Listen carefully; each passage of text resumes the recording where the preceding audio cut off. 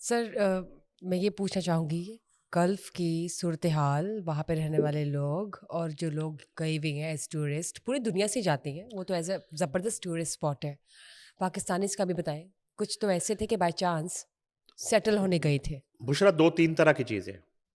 ایک تو آپ کی ٹرانسمیشن میں مہمان تھے، بڑے مسٹر سینئر نصرت جرنلسٹ ہیں، شاہ. نصرت شاہ، جی. بہت بڑے صحافی، شاعر، دانشور اور بزنس مین ہیں. اب تو ظاہر ہے وہ تو وہاں رہ رہے ہیں.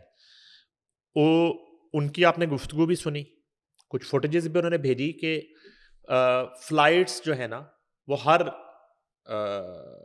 کچھ منٹ کے بعد ٹیک آف ہونا شروع ہو گئی. اسٹارٹ ہو گیا یہ تو مرحلہ. دبئی کا معاملہ ہے. ابو ظبی، کویت، بحرین وہ تھوڑا ڈفرینٹ صورتحال ہے.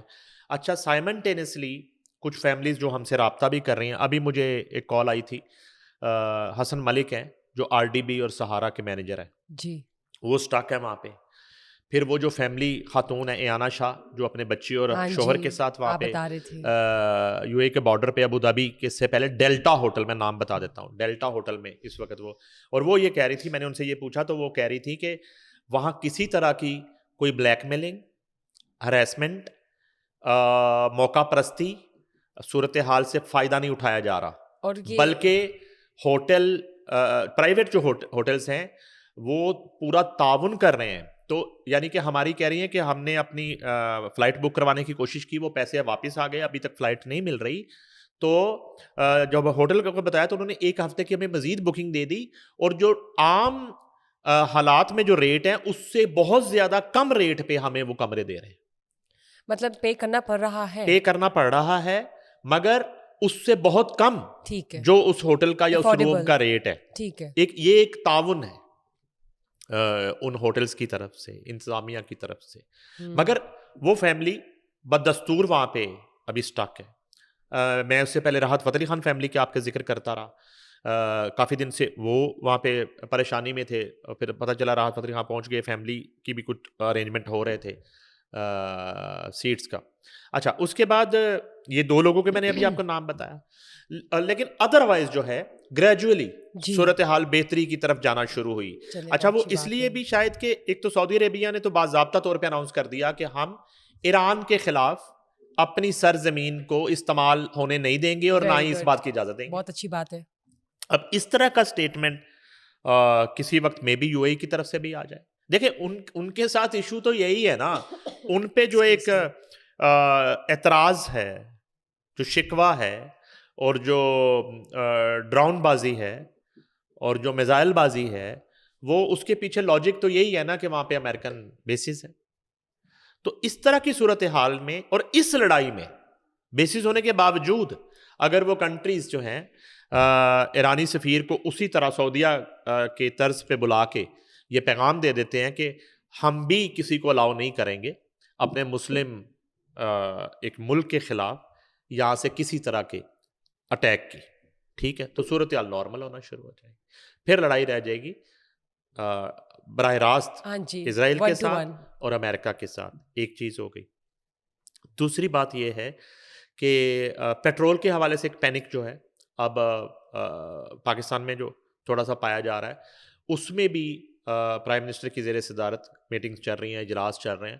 اس میں بھی ابھی فی الفور کو اس طرح کی صورتحال نہیں ہے. پیٹرول کی قیمتوں میں اضافہ ہوا بھی 8 روپے فی لیٹر، کچھ دن پہلے مزید کوئی 2-4 روپے اور بڑھ جائے. ادروائز جو ہے آلٹرنیٹ ارینجمنٹس حکومت پاکستان کرنے جا رہی ہے، اور یہاں پہ کوئی اس طرح کا بحران جو ہے بہت زیادہ اور مزید آپ کو لگتا ہے ایسکیلیٹ نہیں ہوگا، نہیں ہوگا. چیزیں جو ہے وہ اچھا، ریپ ہونے اور والی ہیں. پھر واپس اسی بات پہ آپ آ جائیں کہ بطور پریزیڈنٹ ایران مسالت کی ثالثی کی کوششیں شروع ہو گئی ہیں، باوجود اس کے کہ امریکہ یہ کہتا ہے جی کہ انہوں نے کوشش کی رابطہ کرنے کی، ایران یہ کہتا ہے ہم نے نہ کوشش کی.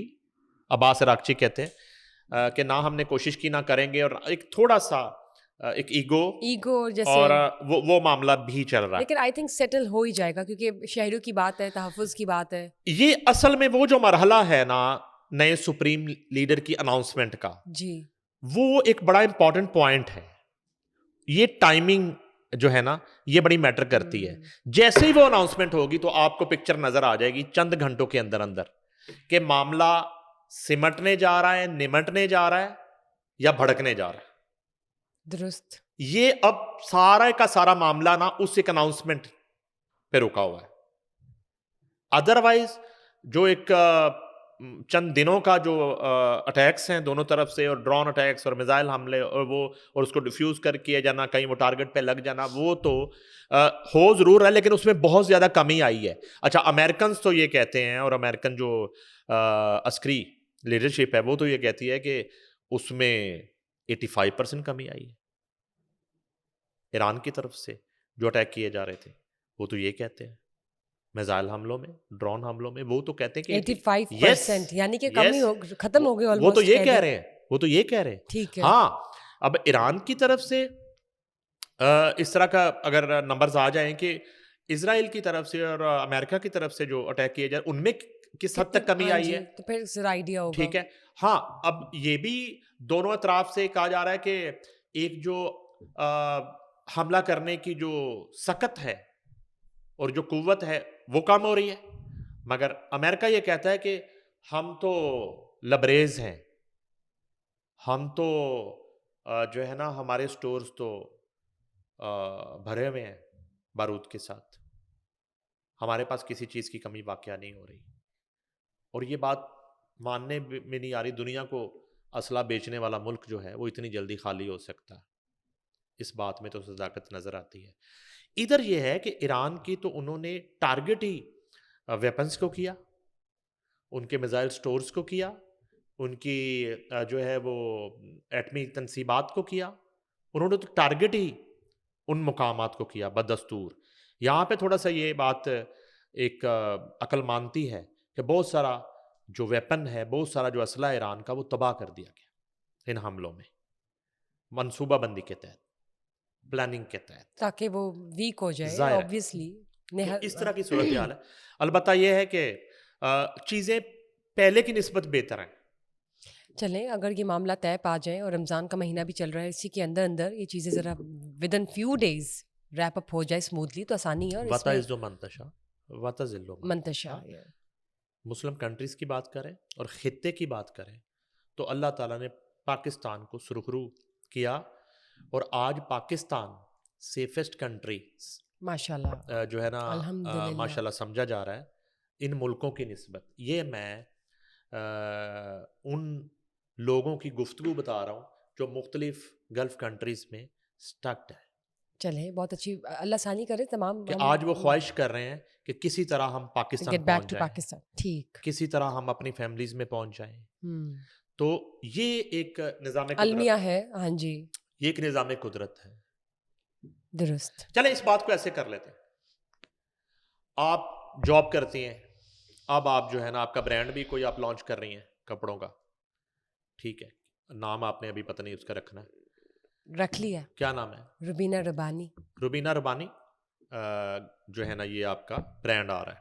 اچھا جی، ابھی آپ کو میں یہ مشورہ دیتا ہوں کہ جی آپ کے پاس دو آپشن ہے کہ آپ نے اس کا جو آؤٹ لیٹ ہے پہلا یا اس کی ایگزیبیشن ہے وہ آپ نے کرنی ہے کراچی، اسلام آباد یا لاہور میں، اور یا آپ نے کرنی ہے ابو ظہبی، کویت، بحرین یا چلیں یو اے ای میں.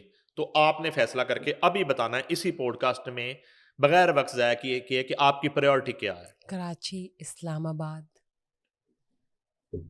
اور کوئی اور شہر بھی کر لیں، باقی آ جاتے ہیں. اسلام آباد آ گیا، پشاور آ گیا، یعنی کہ سارے پاکستان میں صوبوں، کریں. ہاں سارے صوبوں کو ٹچ کرنا آپ چاہوں گی. پاکستان میں اس وقت آپ بزنس اگر فوراً آپ نے کرنا ہے یا سرمایہ کرنی ہے تو فوری طور پہ تو آپ پاکستان کر رہی ہیں. obviously پاکستان. ٹھیک ہے، تو یہ جواب ہے اس چیز کا. obviously سر، پاکستان تو پہلے آتا ہے نا، یہی سے سب کچھ ادھر جا رہا ہوتا ہے، یہی سے سب. نہیں، میں آج کے حالات کی بات کر رہا ہوں. حالات کی بات میں تو میڈ ان پاکستان کی بات نہیں کر رہا. نہیں، مجھے معلوم ہے، میں تو آج کے حالات کی بات کر رہا ہوں. حالات کی بات کوئی رکھ رہی ہوں. آپ تو وہ والی فیسینیشن بھی نہیں آپ ہے. تو ایک امیر خاتون ہے نا، آپ کو فرق نہیں پڑتا. نہیں، مسئلہ یہ ہے کہ وہ والی آپ فیسینیشن نے بھی نہیں ہے کہ باہر کا 10 15 20 کروڑ 30 کروڑ کی انویسٹمنٹ آپ نے اگر کرنی ہے تو اس وقت پاکستان 2026 کے مارچ میں رمضان المبارک میں آپ پاکستان میں بات ہی ختم. تو یہی جواب ہے. بالکل.